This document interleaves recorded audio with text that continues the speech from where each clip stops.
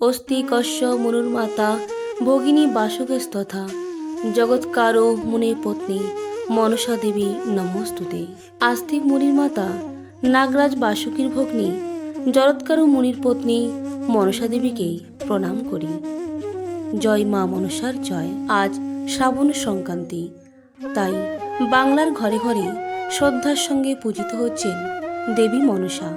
অনেকের মতে সাপের কামড় থেকে রক্ষা পেতে মাটির সরায় দুধ কলা দিয়ে দেবী মনসাকে পূজা করা হয়। সারাদিন উপোস করে পূজা শেষে সাবু দুধ কলা দিয়ে মনসার পুজো সম্পন্ন করে তবে উপবাস ভাঙেন মহিলারা। এই পূজার প্রচলিত হওয়ার জন্য রয়েছে প্রচলিত পুরাণ কাহিনী। পশ্চিমবঙ্গ ও বাংলাদেশের গ্রামে গ্রামে পুরো শ্রাবণ মাস জুড়ে পুজো হয় মা মনসার। শ্রাবণ মাস জুড়ে গ্রামের ঘরে ঘরে পাঠ করা হয় পদ্মপুরাণ বা মনসা মঙ্গল। ব্রহ্ম বৈবর্ত পুরাণ থেকে জানা যায় কশ্যপ মুনি ব্রহ্মার আদেশে সর্পমন্ত্রসমূহের সৃষ্টি করেন। তপবনে মন্দারা তাকে মন্ত্রের অধিষ্ঠাত্রী দেবী রূপে সৃষ্টি করেন। মন থেকে সৃষ্টি বলে তার নাম মনসা। পুরাণ অনুসারে মা মনসা হলেন জগৎকারো মুনির স্ত্রী, আস্তিক মুনির মা এবং বাসুকীর বোন। মনসা মঙ্গল থেকে জানা যায় চাঁদ সওদাগর তার স্ত্রী সনকা কর্তৃক স্থাপিত ঘট পদাঘাতে ভেঙে দেন। এর ফলে মা মনসার বিরূপ দৃষ্টি পড়ে চাঁদ সওদাগরের ওপর। পরবর্তীকালে মায়ের কৃপা পেতে চাঁদ সওদাগর পুজো দিতে বাধ্য হন। গ্রাম বাংলায় মা মনসাকে যে রূপে পূজা করা হয় তা তার মানব মূর্তি নয়, তা 5 বা 7টি সাপের মুন্ডের সমাহার। মনসা বৃক্ষরূপেও পূজা প্রচলিত রয়েছে। সর্পরূপে ও দেবীর উপাসনা করা হয় কোথাও কোথাও। সর্প এখানে নিজেই দেবতা রূপে পূজিত হয় তোদের কাছে। বন্ধুরা, যদি আজকের দিনে মা মনসা দেবীর পূজা করে থাকেন তাহলে অবশ্যই তার ব্রতকথাটি শ্রবণ করতে হয়, নচেত পূজা অসম্পূর্ণ থাকে। শুরু করছি মা মনসা দেবীর ব্রতকথা। আপনারা প্রত্যেকে সঙ্গে থাকুন এবং শ্রবণ করুন আজকের ভিডিওটি। এক দেশে এক গরিব ব্রাহ্মণ বাস করত। তার 7টি মেয়ে হয়েছিল, কিন্তু ছেলে একটিও হয়নি। সে ঠিক সময় মতো 6টি মেয়ের বিয়ে দিয়ে দিল, কিন্তু তার ছোট মেয়ে সরলার বর আর কিছুতেই জুটল না। ব্রাহ্মণ চারিদিকে সরলার জন্যে বর খুঁজতে লাগলো। শেষে তাদের গ্রাম থেকে কিছু দূরে গ্রামে এক ব্রাহ্মণের খবর পেয়ে সরলার বাবা সেই ব্রাহ্মণের বাড়ি গেল। সেই ব্রাহ্মণের 11টি ছেলে ছিল। সে 10টি ছেলের বিয়ে খুব বড়লোকের বাড়িতে দিয়ে 10টি বউ এনেছিল, কিন্তু বড়লোকের মেয়েরা শ্বশুরকে মোটেই যত্ন করত না। সেই জন্যে সে তার ছোট ছেলের বিয়ে দিয়ে একটি গরিবের মেয়ে আনবার জন্য খোঁজাখুঁজি করছিল। সে সরলার বাবার কাছে সরলার কথা শুনে সরলার সঙ্গেই তার ছোট ছেলের বিয়ে দিল।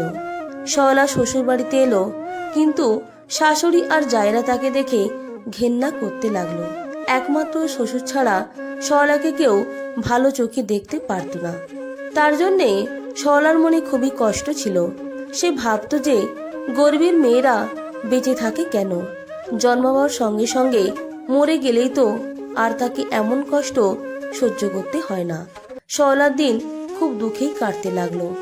এমনই একদিন বেশ ঝিরঝিরে জল ঝড় হচ্ছিল। সরলার জায়েরা অন্য এক জায়গায় দল বেঁধে বসে সেই দিন কি খেলে ভালো লাগবে তাই নিয়ে আলোচনা করছিল।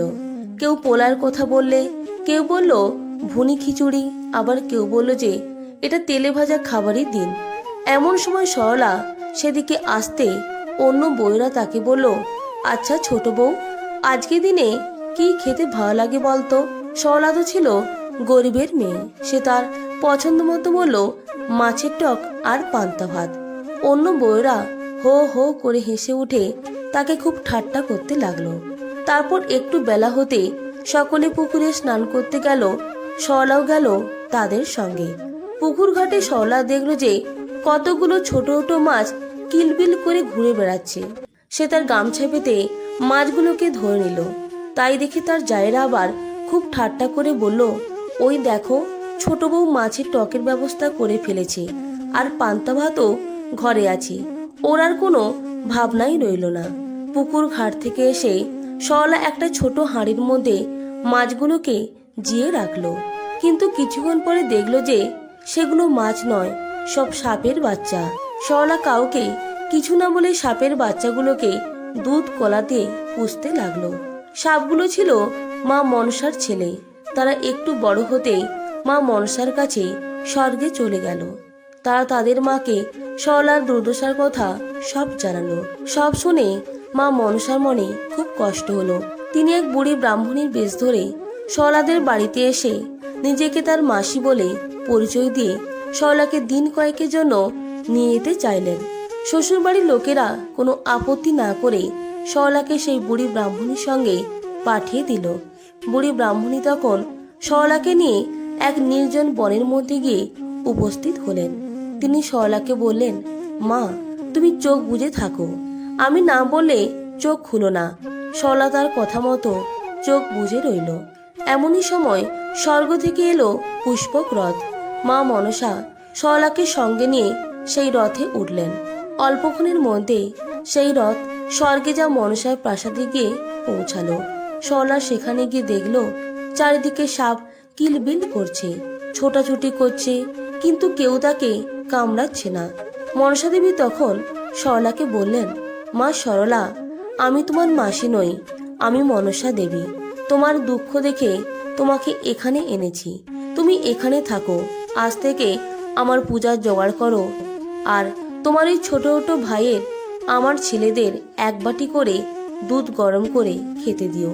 আর একটা কথা জেনে রাখো যে ওই দক্ষিণ দিকটায় কখনো যেও না। সরলা মা মনসার সব কথা মেনে নিল।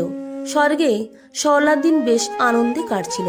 হঠাৎ একদিন মা মনসার বারণ দক্ষিণ দিকটা তার দেখবার ইচ্ছে হলো। যে দক্ষিণ দিকে গিয়ে দেখলো যে মা মনসা নাচছেন। নাচ দেখতে দেখতে সরলা ছোট ভাইয়ের জন্য দুধ গরম করার কথা একেবারে ভুলে গিয়েছিল। হঠাৎ মনে পড়ায় ছুটে এসে দুধ গরম করে রাখলো। এর কিছু পরে তার সাপ ভাইয়েরা দুধ খেতে এলো, কিন্তু দুধ তখনও জুড়ায়নি।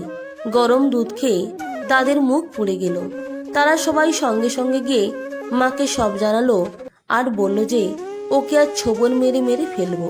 কিন্তু মা মনসা বললেন, না, তা হবে না, বরং ওকে একগা গহনা পরিয়ে ওর শ্বশুর বাড়িতে রেখে এসো। শেষে তাই হলো। সরলাকে একগা গহনা পরিয়ে তাকে তার সাপ ভাইয়েরা তার শ্বশুর বাড়িতে নিয়ে এলো। সরলার গায়ে একগা গহনা দেখে তার জায়রা আবার খুব ঠাট্টা করে বলল, একগা গহনা পরে কত ঢং দেখ। সরলা তখন বলল, ষাট ষাট, বেঁচে থাক আমার আরল পারল ধোঁড়া বোড়া কেউটে আমার সাপ ভাইয়েরা। আমার আবার গহনার অভাব। তখনও সরলার সাপ ভাইয়েরা তাকে পৌঁছে দিয়ে বাড়ি ফেরেনি, আশেপাশেই ছিল। তারা সরলার কথা শুনে স্বর্গে গিয়ে তাদের মাকে সব বলল। সব কথা শুনে মা মনসা আবার সরলাদের বাড়িতে এলেন, আর যেখানে যা সাজে সেইভাবে সরলাকে আরো গহনা পরিয়ে দিয়ে বললেন, মা, তুমি পৃথিবীতে এখন থেকেই আমার পুজোর প্রচলন করো। আমি বাস করব ফণি মনসা গাছে। দশহরা আর নাগপঞ্চমীর দিন এই গাছের ডাল এনে বাড়িতে পুজো করো। প্রত্যেক বছর ভাদ্র মাসের শনি ও মঙ্গলবারে আমার পুজো করে পান্তা ভাত ভোগ দিও, তাহলে কখনো সাপের ভয় থাকবে না। এই কথা বলে মা মনসা অদৃশ্য হলেন।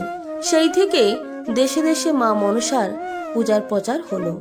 শ্রাবণ মাসে শনি ও মঙ্গলবার দিন মা মনসা দেবীর পূজা করলে কখনো সাপে কামড়ানোর ভয় থাকে না।